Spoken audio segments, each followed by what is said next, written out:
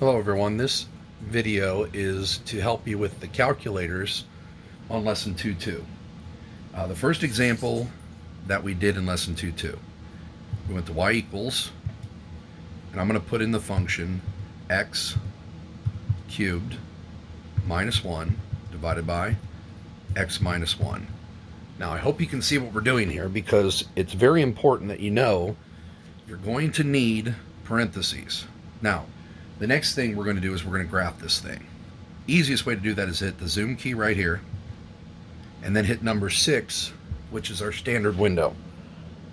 Okay? And what this does, it creates a negative 10 to 10 window. And here comes my graph, and it does look like the parabola you see on your paper. Now, we said we wanted to figure out the limit as x approached 1. Okay?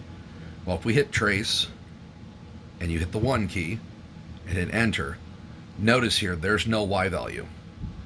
There's no y value given here. That means it does not exist there. So what we're going to do here is maybe look at some numbers to the left and to the right of 1. That's when we went to the table. So hit second and the window key, which is right here. And like I said in the videos before, make sure the independent is set on ask and the dependent is set on auto. When you go to your second and the graph key, which is over here, you'll see a table, and I'm going to delete those numbers in the table right now because I don't need those numbers. And I'm basically going to enter what you see on your notes. 0.9, you remember in the notes we got 2.71. If I put in 0.09, I got, 0.99, my bad, 2.9701. If I put in 0.999, now it looks like it just says 2.997, but if you move over onto it, you can see at the bottom of the screen here, it's 2.997001. So there's even more decimals that you can see if you highlight the y value. I think it's pretty obvious these y values here are all getting closer and closer to 3. And we did the same thing on the other side of the table. If I put in 1.1, 1.01, and 1.001. You notice those numbers are getting closer and closer and closer to 3. So hopefully that helps. Now, one other little trick with the graph, you can't see the whole, but if you hit zoom and you actually hit the square window or the decimal window, okay? Square window might not be big enough. If we go decimal window here, watch the graph come down here and look at the hole in it. Because this graph actually hits exactly on x equals 1 on one of the pixels. And you can actually see the hole in the graph because it misses the pixel. So hopefully this will help you with the table problems. Now, there's one more table question that I wanted to do and show you because it involved trig. Okay? And we said with trig, the first problem we did was sine of x divided by x. Now, your mode. The mode key is right here next to the blue key, the second function key. Fourth line down, it should be on radian mode. Just leave it in radian mode for this class unless I tell you otherwise. Okay? Now we're going to graph this. Now when we're graphing trig, okay, I always like to hit zoom. Look at number 7. It actually says trig. There's an official trig window on these calculators. And you see the graph that we're looking at on our papers.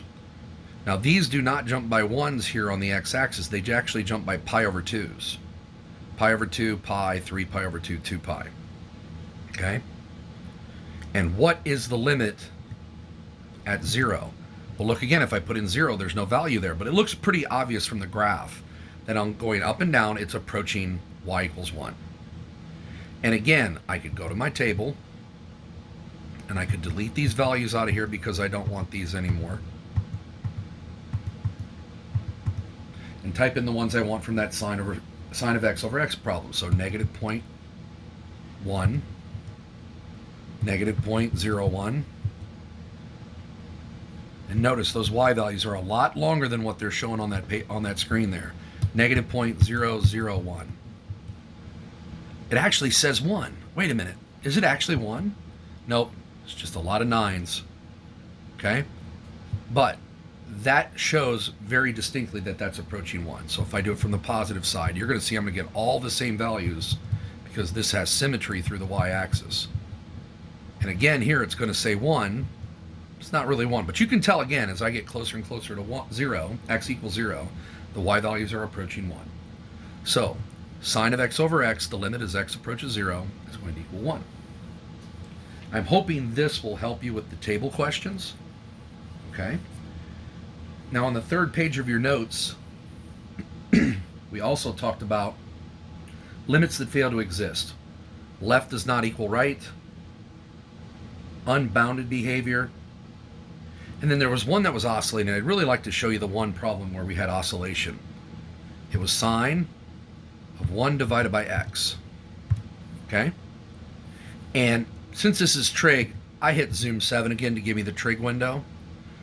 Now this is what you saw me try to draw on paper. Notice that little squiggle in the middle. What the heck is going on there?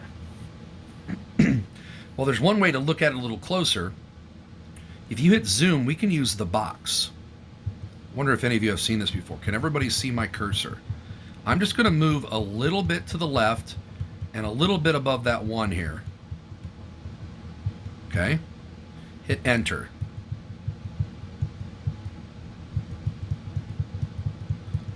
And if I'm going to do this correctly, I'm basically going to try and create a box around this small little window frame that I want to take a look at. So if I hit enter for the other corner of the box, this is essentially the same graph. It goes up, down, and there's the oscillation. It's going so fast it can't even draw the pixels. And we could keep zooming in on that. And you would see it just keeps going up and down and up and down and up and down in just tighter frames along the x-axis. So hopefully the oscillation is very obvious to you now, and hopefully that makes sense to all of you. Again, if any of you have questions on this, feel free to text me or email me or talk to me during the recitations. Hopefully this little calculator tutorial has helped you with lesson 2.2. Again, let me know if you have any questions.